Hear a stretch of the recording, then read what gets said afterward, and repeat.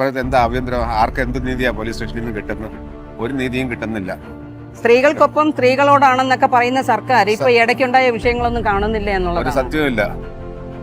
അവർ പറയുന്നില്ല, ആഭ്യന്തരം ഏറ്റവും വലിയ പരാജയം ഈ ആഭ്യന്തരമാണ്.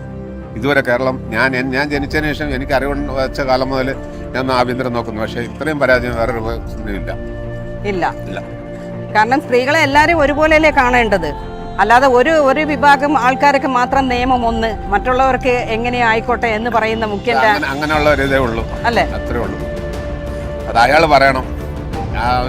അയാൾ പറയുന്നത് ഇത് എൻ്റെ ആൾക്കാരാണെങ്കിൽ അവരുടെ മിനിസ്ട്രിയിലുള്ള ആൾക്കാരുടെ, അവരുടെ പാർട്ടിയിലുള്ള ആൾക്കാരുടെ പേര് പറഞ്ഞു കഴിഞ്ഞാൽ പോലീസ് സ്റ്റേഷനിൽ നിന്ന് അവർക്ക് എന്തും ആവാം.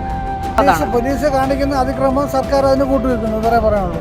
അയ്യപ്പന്റെ കാര്യമായാലും ക്ഷേത്രത്തിന്റെ കാര്യമായാലും സർക്കാരിന്റെ കാര്യമായാലും ഇങ്ങനെ ചിന്തിക്കാൻ പാടില്ല. നമ്മൾ ജനങ്ങൾക്ക് വേണ്ടിയാണ് ജീവിക്കേണ്ടത്. അങ്ങനെ ഒരു സർക്കാർ വരണം എന്നാണ് എൻ്റെ ആഗ്രഹം.